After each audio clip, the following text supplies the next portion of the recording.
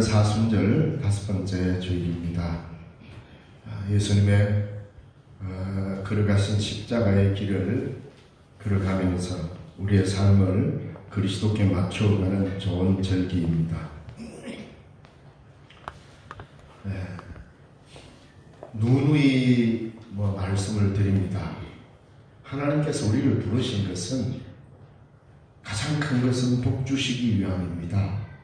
그런데 그 복을 내 생각과 똑같이 하나님 생각도 그럴 거라고 착각하는 그런 복이 아니라 도저히 우리는 받을 수 없는 것을 하나님이 허락하시는 그런 복을 받는 겁니다. 그게 첫째 구원입니다. 내가 구원받는다는 것보다 더 큰 복이 없기 때문이고, 이 구원은 그냥 주는 게 아니라 내가 거룩한 자가 된다라는 말입니다. 이제는 세상의 사람이 아니라 세상에 발딛고 살지만 하나님의 나라 백성으로 삽니다. 대한민국에 살면 대한민국의 법을 따라야 합니다. 대한민국에 살면서 일본 법 따르면 이거 살 이유가 없죠. 대한민국에 살면서 북한 법 따를 수 있지 않습니까? 그 나라에는 그 나라의 고유한 법이 있단 말입니다. 우리는 하나님의 부르심을 받고 하나님 나라의 백성이 되었다면 하나님 나라의 법을 따라가야 됩니다. 그 첫 번째가 바로 거룩하라 이 말입니다. 신앙생활의 방향이 온통 예수 믿으면서 잘 되는 것 이런 것만 우리가 굉장히 많이 지금까지 추구해 왔지 않습니까? 예수 안 믿으면 곧 모든 사업이고 다 망할 것 같이. 그런데 이 세상에는 예수 안 믿고 사업하는 사람이 훨씬 더 많고 돈도 더 훨씬 더 많이 봅니다. 그러나 그들과 다른 놀라운 차별성을 성경은 우리가 뭐라고 이야기하냐면 하나님 나라 백성답게 좀 살아라. 그게 뭡니까? 어떤 어려움이 오고 어떤 환난에 처하고 집안이 풍지박산 나더라도 하나님 앞에 서 있다라고 하는 거룩성을 잃지 말라 이 말입니다. 그래도 하나님이 우리를 일부러 막 해집고 이렇게 하는 분은 아니지 않습니까? 우리가 금요신야 기도회 때마다 시편을 쭉 읽으면서 금요신야에 오시는 분들은 많은 걸 느낄 겁니다. 우리의 기도가 너무 자기중심적으로 이루어가고 얻는데 너무 많이 집중되어 있고 모든 것이 다 사라지고 모든 사람이 다 나를 비방하고 모두가 다 떠나고 아무리 둘러봐도 내 혼자밖에 없다고 여기지는 그런 상황에서도 하나님을 바라볼 수 있느냐 이 말입니다. 그게 거룩입니다. 절망에 빠져서 하나님께 부르짖습니다. 하나님 어찌하여 나를 버리십니까? 어찌하여 주위에 돌아보니 모두 다 하나같이 나에게 적들 뿐입니까? 그래서 사람들은 네가 믿는 하나님이 어디 있냐고 나를 향해 손가락질합니다. 그런 기도를 하나님 앞에 막 올려드립니다.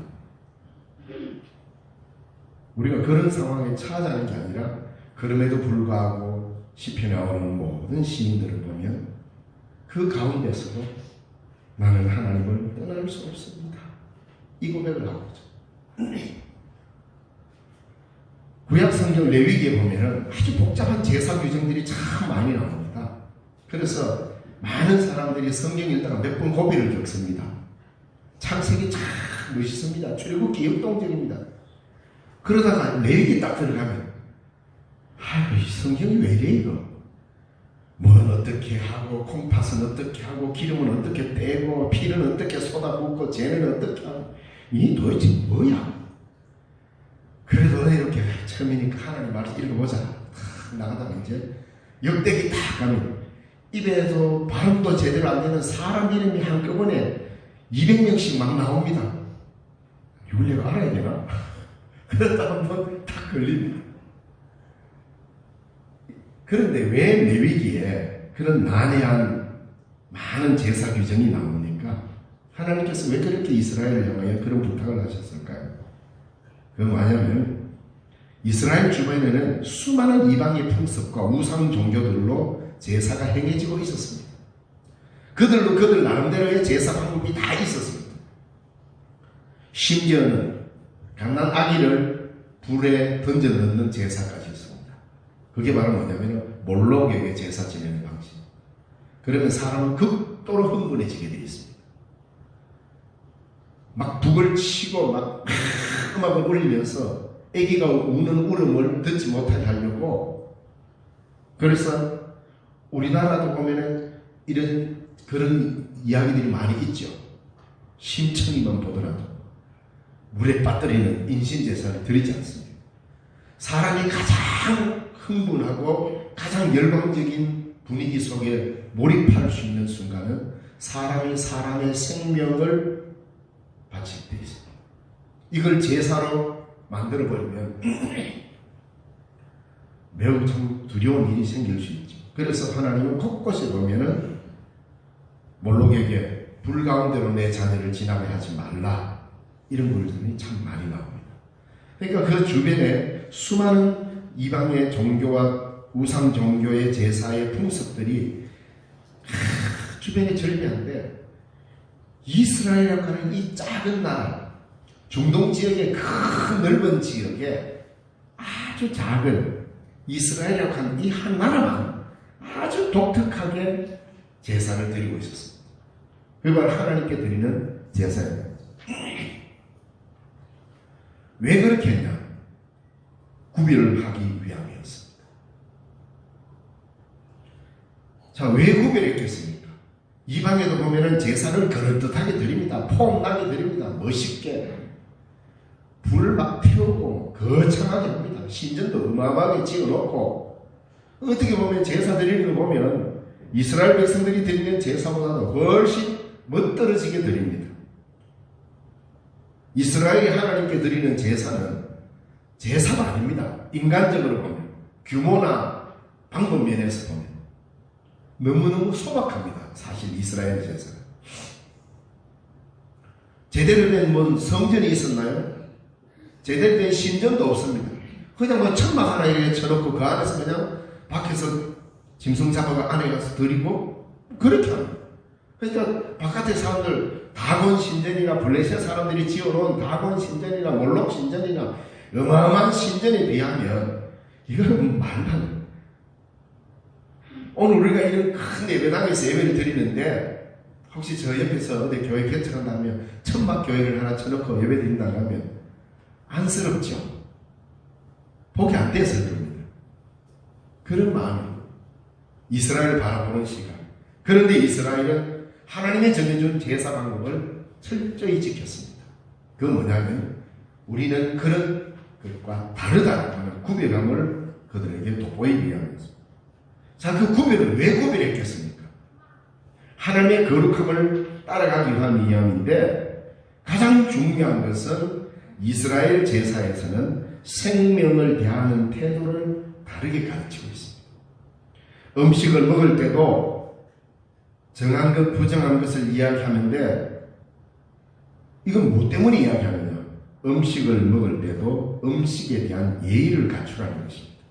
닥치는 대로 그냥 아무거나 막 내 배만 채우기 위해서 함부로 먹지 말고, 너를 위하여 죽어주는 생명을 소중한 줄 알고, 그래서 피를 먹지 마라, 피채 먹지 말라고 하는 것도 그것입니다. 이 땅에 살면서 먹을 것, 안 먹을 것을 구별할 줄 아는 음식의 지혜도 가져라는 겁니다. 생명을 대하는 태도를 온전하게 유지하라는 그 말입니다. 그러므로 레위기의 거룩함은 구별된 제사와 먹고 살아가는 행동을 통하여서 하나님의 거룩함을 이방인에게 보여줘야 한다는 겁니다. 거룩하다는 말은 사실 인간에게는 사용할 수 없는 하나님의 속성입니다. 하나님께서 내가 거룩하니 너희도 거룩하라. 어쩌자는 겁니까? 하나님의 거룩함을 우리가 그대로 하나님처럼 거룩해질 수 있는가? 불가능합니다. 하나님의 속성, 하나님의 존재의 속성을 가장 단 하나로 표현하라면 딱 이 단어뿐입니다. 거룩하신 분. 그 거룩하신 분이 우리를 향하여서 내가 거룩하니 너희도 거룩하라고 했을 때에 우리도 거룩해지는 것이 하나님의 속성과 같아지는 것인가? 그렇지 않다는 말입니다. 거룩하다라는 말은 히브리 어근에 보면 잘라내다 또는 구별하다 때로는 분리하다 이런 의미가 들어있습니다. 이는 거룩함이 평범한 것이나 속된 것이나 이런 것과는 같이 있을 수 없다라는 이런 의미입니다. 거룩함이란 하나님에 대한 구약 성경의 믿음을 표명해주는 가장 핵심적인 것이고, 거룩이란 하나님의 속성을 단 한마디로 표현하려 했을 때에 말할 수 있는 유일한 단어입니다. 거룩. 그래서 하나님께서 거룩하시다라고 말할 때 그 말은 하나님은 감히 침범할 수 없는 신성하신 분, 유일하신 분, 전적으로 인간과는 다른 존재, 모든 피조물과 구별되신 분, 모든 만물 위에 높이 계신 분, 영광스러운 분, 이런 의미를 갖고 찬양할 때 하나님은 거룩하십니다 라는 말을 하게 되는 겁니다. 이사야 6장에 보면 이사야가 성전에 들어갔는데 천사가 날면서 하나님을 찬양할 때 딱 한 단어만 씁니다. 반복할 뿐입니다. 거룩하다, 거룩하다, 거룩하다. 천사가 날면서 하나님을 감히 뵐 수 없으니까 날개 하나로는 얼굴을 가리고 날개 하나로는 다리를 가리고 가운데 날개로는 날면서 하나님은 거룩하다, 거룩하다, 거룩하다. 그 하나님의 거룩성 앞에 천사들도 압도되어서 하나님을 바르게 직관할 수 없는 그런 것을 상징적으로 표현한 것입니다. 그러므로 인간이 하나님을 범접할 수 있냐? 불가능합니다. 하나님의 거룩성 앞에 인간이 노출되면 우리는 죄밖에 보이는 게 없어서 하나님의 거룩성 앞에 노출되는 순간 우리는 죽을 수밖에 없습니다. 그래서 이사야 선지자도 이사야 6장에 보면 그 거룩하신 하나님 앞에 섰을 때에 이사야 1장에서 5장까지 보면 이사야가 얼마나 신랄하게 이스라엘을 비판하고 이스라엘 나라에 정신 차리라 인간들아 하고 막 얼마나 강하게 이야기합니까? 근데 하나님의 거룩성 앞에 딱 들어갔을 때 그 이사야마저도 내가 드디어 망하게 된 거야. 거룩하신 하나님 앞에 내가 서니 나 자신이 망하게 되었다 이렇게 표현합니다. 바로 그 거룩하신 하나님을 만났을 때에 인간이 할 수 있는 표현은 아이고 죽겠구나 이 말을 하지 못한단 말입니다. 하나님은 사람이 아니고 거룩하신 분입니다. 하나님의 고유한 속성으로서 그분의 거룩하심을 드러내 보여주신 것이 바로 이사야에도 나오고 그렇습니다. 성경 곳곳에 하나님의 계시는 거룩한 계시로 우리에게 나타내 보입니다. 이처럼 거룩함은 단지 하나님의 속성 가운데 한 부분이 아닙니다. 하나님이 거룩하다라고 말할 때 그거는 하나님의 속성의 한 부분을 이야기하는 것이 아니라 거룩하다라고 표현할 때 그것은 바로 하나님의 본질적 성격을 말해주고 있습니다. 그러므로 거룩함이란 말은 전적으로 하나님에게만 사용될 수 있는 용어고 하나님 이외에는 그 어떤 피조물에도 거룩이라는 단어를 붙이면 안 되도록 되어 있습니다. 이 세상 만물을 만드신 창조주 하나님만이 유일하신 분으로서 유일하게 거룩하신 분입니다. 그 외에는 다 뭐 자기가 멋있고 대단한 걸 해도 거룩한 분은 아닙니다. 그래서 거룩하신 분 그러면 하나님밖에 없다 이 말입니다. 그래서 이것은 하나님의 유일한 속성이요 인간이 침범할 수 없는 하나님의 유일한 속성입니다.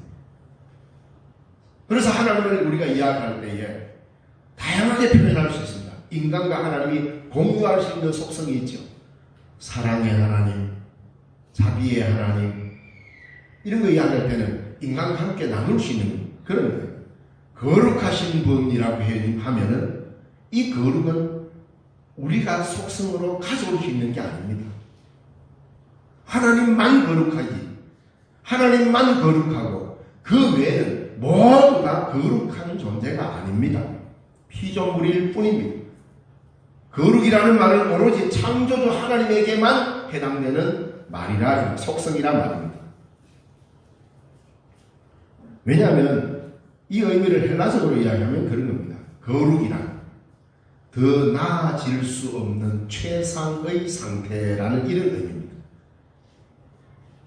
더 나아질 수 없는 최상의 상태, 이렇게밖에 표현을 못한다 이 말입니다. 이 말에 해당되는 분은 누굽니까? 하나님밖에 없다 이 말입니다. 우리는 거룩 그러면 갑자기 목사님이 목소리 좀 착 알고 할렐루야 이라는 거룩한 목소리 그렇습니까? 예. 좀 후다닥 다니지 않고 천천히 걸으면서 때로는 깊은 생각에도 잠기고 그런 목소리도 착 알고 할렐루야 이라면은 거룩한 거예요. 그런데 좀 웃기는 말 같지 않습니까?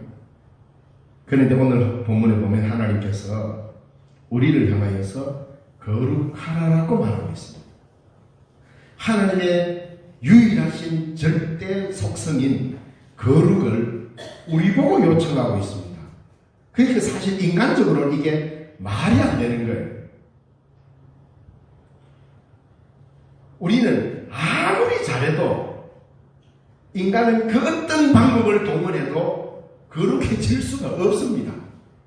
하나님의 고유 속성을 그대로 우리 안에 새겨 넣을 수 있는 게 아닙니다. 그러므로 우리는 인간적으로 어떤 방법으로 써도 거룩해질 수 있는 존재가 아니란 말입니다. 그런데 성경은 내가 거룩하니 너희도 거룩하라. 이미 구약 성경에 레위기에서 이렇게 말했어요. 레위기에 보면은 몇 번이나 반복합니다. 너희 하나님 나 여호와가 거룩하니 너희도 거룩하라. 이미 구약 성경에도 그렇게 이야기하고 있습니다. 그러니까 이론적으로는 이게 말이 안 되는데 하나님은 우리에게 그걸 거룩하라고. 이 요청 자체가 무한한 부담이 아니라 은혜라는 사실을 알아요. 죄 많은 우리를 불러주시고 우리를 세워주시고 이방의 여러 민족과 별반 다를 바 없는 이스라엘을 택하셔서 약속의 백성을 만드시고 그들을 향해 내가 거룩하니 너희도 거룩하라라고 하면서 하나님을 닮아라 이렇게 이야기한 거 아닙니까? 이보다 더 아름다운 언어가 어디 있습니까? 내가 거룩하니 너희도 거룩하라. 우리 쪽에서는 아무래도 안 되는 거룩을 하나님이 주시겠대요. 이게 구원이고 이게 은혜입니다. 하나님 편에서 주시겠다는 거예요. 그래서 이스라엘 백성들에게 레위기를 선물로 주신 거예요. 제사를 드릴 때 이렇게 드리면서 이방인들과는 다른 제사를 드려라. 그리스도인에게 거룩하라고 요청하시는 말씀은 첫째로 은혜입니다. 아이고 나는 내 마음대로 좀 살고 싶은데 뭔 하나님이 내보고 거룩하라 그러나. 주일도 좀 빠져먹고 적당하게 좀 살고 싶은데 거룩하라 그러니까 부담이 확 되십니까? 맞습니다. 이스라엘 백성들은 레위기를 읽을 때마다 부담이 되었습니다. 그러나 그것을 은혜로 알고 거기에 순종했을 때 그들은 놀라운 하나님의 사랑과 은혜를 경험하게 됩니다.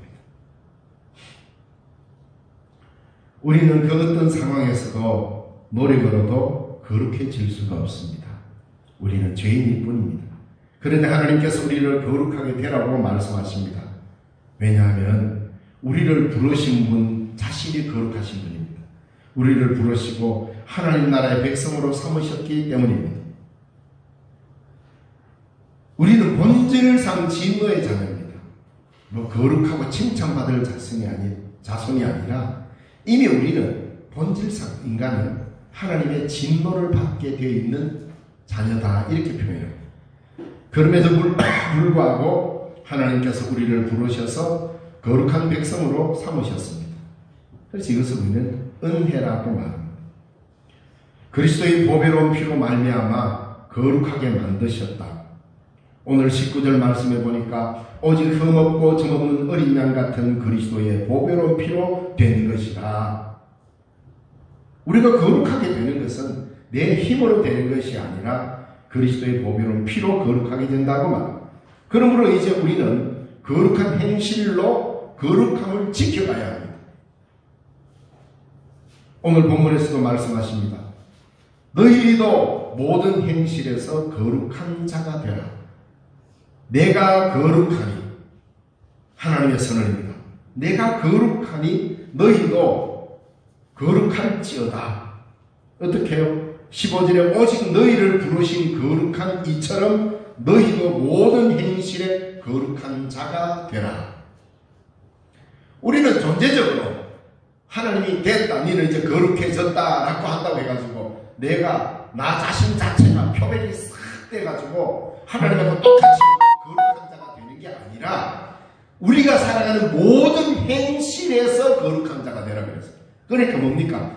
존재가 거룩해지는, 내 육체가 싹 바뀌는 게 아니라 내가 살아가는 삶의 영역과 삶의 일들이 하나님이 하시는 일인 것처럼 거룩하게 만들어가라. 이 의미입니다. 그냥 거룩한 상태로 존재하는 게 아닙니다. 거룩한 사람으로 살아가라는 행위를 강조하고 있습니다. 자, 이렇게 해서 우리가 거룩하게 살아가는 첫 번째 길이 뭡니까? 어떻게 해야 내가 거룩하게 살아갑니까? 13절 말씀에 보면 그러므로 너희 마음의 허리를 동이고 근신하여 예수 그리스도께서 나타나실 때에 너희에게 가져다 주실 은혜를 온전히 바랄지어다. 이 온전이라는 말이 거룩하다라는 말과 연결됩니다. 마태복음 5장 마지막 절에 하늘에 계신 너희 아버지의 온전하심 같이 너희도 온전하라. 이 말은 뭐예요? 하늘에 계신 너희 아버지의 거룩함 같이 너희도 거룩하라. 이 말과 같은 의미입니다. 이 온전도 헬라어로 말하자면 더 나아질 수 없는 최상의 상태라는 말로 해석이 됩니다. 그럼 뭐예요? 뭐를 온전히 사모하라고요? 뭘 온전히 바라라고? 은혜를 온전히 바라라. 이거 하나만 바라라.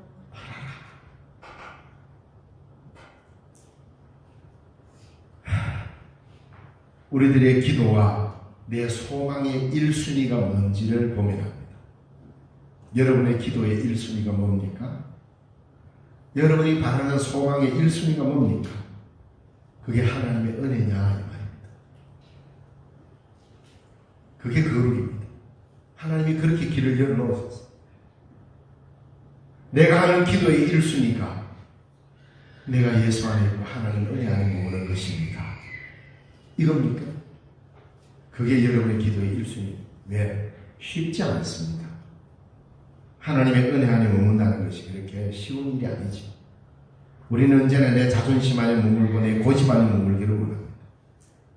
그래서 내가 잘 되는 것이 곧 마치 하나님 은혜인 것처럼 은혜를 빌려다가 막 사용을 하는데 그렇지 않습니다. 나는 다른 거 다 필요 없다. 주님의 은혜만 있다면 나는 살 수 있다. 이 고백이 나와야 됩니다. 이것저것이 모두 필요한 게 아니라 오직 은혜입니다. 오직 하나님의 은혜로만 살아갈 수 있습니다. 이 고백을 하는 사람이 거룩한 사람입니다. 하나님이 그렇게 봐주시겠대요. 너희가 살아가는 모든 삶에서 은혜를 말하고 있고 은혜 속에 사느냐. 그걸 우리가 유지하기 위해서 뭘 합니까? 기도하는 거 아닙니까? 기도라는 것은 하나님의 은혜를 함부로 받지 않고 하나님의 은혜를 떠나서 살지 않겠다는 내 행동이 기도입니다. 기도는 이방 종교들이 하는 그런 의미로서 내 소원을 성취하는 하나의 수단이 아닙니다. 왜 기도를 그렇게 허접하게 만듭니까? 기도는 내 인간적 소망을 이루고 소원 성취하는 하나의 수단이 아니라 하나님의 은혜를 보존하는 하나님의 거룩한 행위가 기도입니다.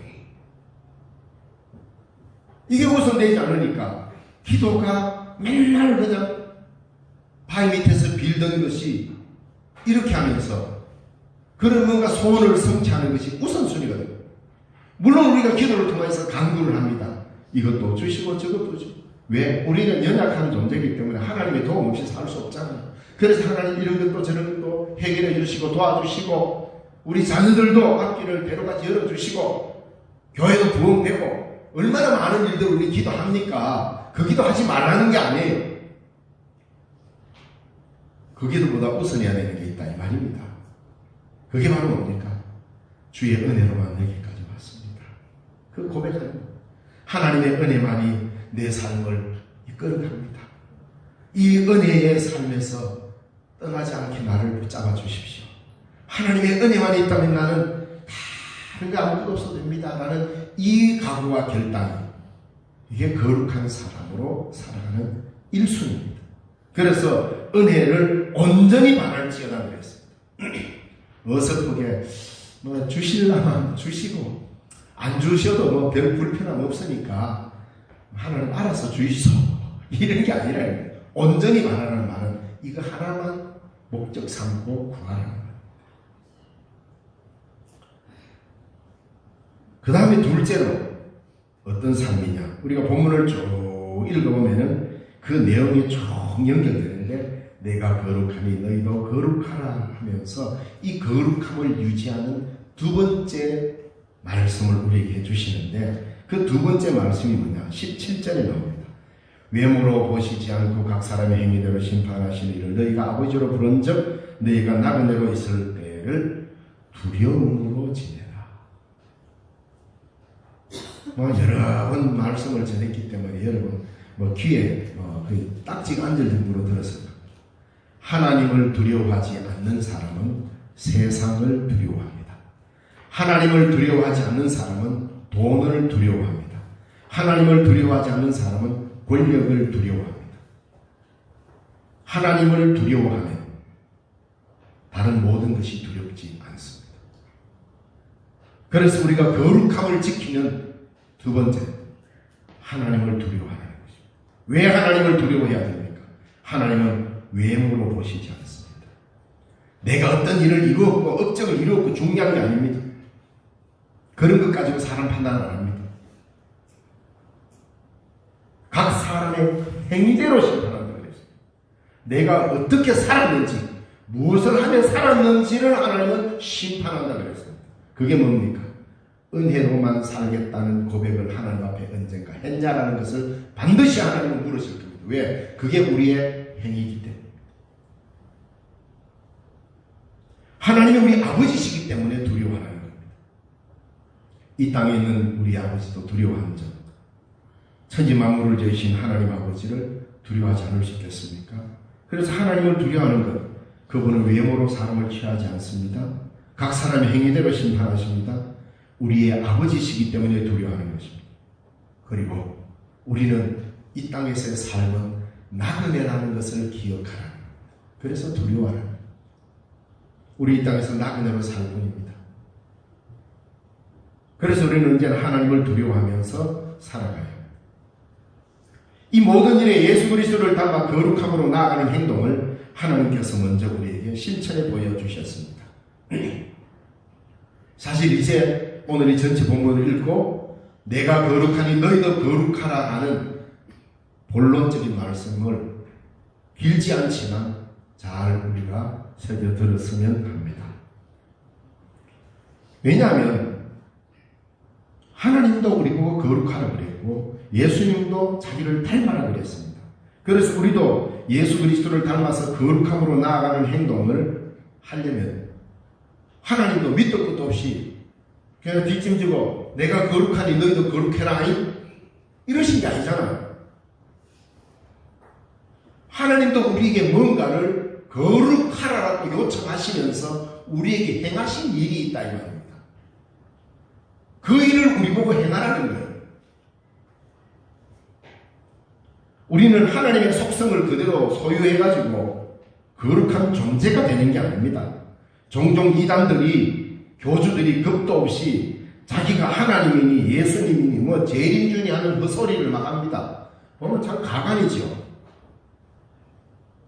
웃기지 않습니까? 절대 속성을 인간이 그대로 소유했다는 거예요. 지가 하나님이라는. 지금까지 한국에 기독교가 들어온 지가 120, 30년 지금 흘러가는데 우리나라에 하나님도 많고 예수님도 많습니다. 복받은 나라인지 몰라도 내가 하나님이다, 내가 예수다, 재림주다는 사람 다 모아보니까 60몇 명이 됩니다. 우리나라에. 온 세계를 구원하고도 남을 나라입니다. 하나님도 많고 예수님도 많아. 성령님도 있고. 별 희한한 것 같죠. 왜 그렇습니까? 자신들이 하나님의 속성을 소유할 수 있다고 생각하는 거예요. 아무리 발버둥 쳐봐도 허물 많은 인간일 뿐입니다. 그래서 때로는 내가 하나님이다 하고 재림주다 하는 사람 보면 불쌍하게 보여 차라리 좀 연민을 느낍니다. 하나님께서 우리를 보고 거룩하라고 한 것은 하나님처럼 예수님처럼 동일한 존재가 되라는 것이 아니고 같은 행함에 참여하라는 것입니다. 내가 너희에게 본을 보였노니 너희도 이같이 행하라. 무엇입니까? 그게 바로 나눔입니다. 나누는 것입니다. 하나님께서 가장 먼저 자신의 귀한 생명인 독생자를 우리를 위해서 내어주셨습니다. 자기를 내어주시니 하나님의 거룩성은 어디에서 드러납니까? 하나님의 거룩성은 하나님의 행함에서 나왔습니다. 즉 하나님의 사역에서 거룩함이 우리에게 드러나 보여주신 거다 이 말입니다. 그렇지 않으면 우리는 하나님을 만날 수 없어요. 하나님의 거룩하신 분이 그냥 가만히 계시면 우리는 하나님이 어떤 분인지 아무도 모릅니다. 하나님이 자기 사역을 했기 때문에 우리는 하나님을 압니다. 첫째로 창조의 사역을 통하여서 우리는 하나님이 이 세상 만물을 만들었다는 것을 압니다. 그리고 두 번째로 예수 그리스도를 이 땅에 보내시면서 하나님이 자기 아들 독생자를 보내셨다는 하나님의 일을 통하여서 우리는 하나님을 만났습니다. 그러면 우리는 그 행함을 통하여서 하나님의 거룩함을 경험했단 말입니다. 그런데 그 하나님의 행함이 뭡니까? 자신을 내어주는 거였습니다. 자기의 독생자 하나밖에 없는 아들을 내어주심을 통하여서 자신의 거룩함을 드러냈단 말입니다. 자신을 내어주지 않는 거룩은 종교적 독선입니다. 하나님께서 먼저 우리를 향하여서 내어주시는 사랑을 통해서 우리는 하나님의 거룩을 알게 되었습니다. 예수님 또한 마찬가지로 자신의 생명을 십자가에서 내어주시면서 자신의 거룩함을 우리에게 드러내 보여주셨습니다. 즉 자신을 내어주지 않는 거룩은 이방 종교에서나 말하는 겁니다. 우리가 하나님의 자녀로 거룩하게 살아가는 것은 종교적 덕목을 몇 개 지킨다고 해서 되는 게 아니고 우리에게 가장 소중한 것 단 하나의 것, 그것을 이웃을 위해 내어놓을 때 우리는 하나님이 내가 거룩하니 너희도 거룩하라라는 그 명령을 따라가는 것입니다. 왜? 하나님이 그렇게 나눔을 통하여서 우리에게 거룩함을 드러내 보여줬듯이 우리 또한 내게 있어서 가장 소중한 것을 내려놓고 이웃을 안고 나눌 때에 거기서 거룩이 드러납니다. 그래서 내 알량한 자존심 하나 포기하지 못하고 이웃을 안지 못하면 수없이 교회를 다녀도 그런 거룩한 존재가 아닙니다. 나를 내려놓고 하나님은 우리를 구원하시기 위해서 가장 큰 자존심 독생자를 포기했습니다. 예수님은 우리를 구원하시기 위해서 유일한 자신의 자존심이었던 생명을 십자가에서 내어주시면서 포기하면서 우리에게 거룩을 나눠주셨어요. 오늘 우리도 마찬가지입니다. 여러분을 올가매고 있는 여러분을 거룩함으로 나아가지 못하게 만드는 그것이 무엇입니까? 그것을 풀고 개방하고 내게 있어서 가장 소중한 것들을 함께 나누고 열 때에 내가 거룩하니 너희도 거룩하라는 주님의 명령을 순종하는 것이 되고 바로 그 거룩한 사람으로서 우리는 하나님의 백성으로 살아가는 겁니다. 예수님에게 있어서 가장 소중한 것은 자신의 생명이었고 즉 십자가의 피였고 하나님에게 있어서는 독생자 예수였습니다. 거룩함은 자신을 내어주는 것입니다. 그리스도인의 거룩은 나 홀로 괜찮은 상태에 머물러 있는 것이 아니라 하나님의 뜻을 행하는 것입니다. 즉 나눔으로서 모두를 살리는 것이 거룩입니다. 우리가 예수 믿는 가장 큰 이유는 예수님을 닮아가는 것입니다. 그것이 바로 거룩한 행실로 하나님의 영광을 드러내는 것입니다. 이 기도가 여러분의 기도의 1순위가 될 때 우리는 거룩한 자가 되는 것입니다.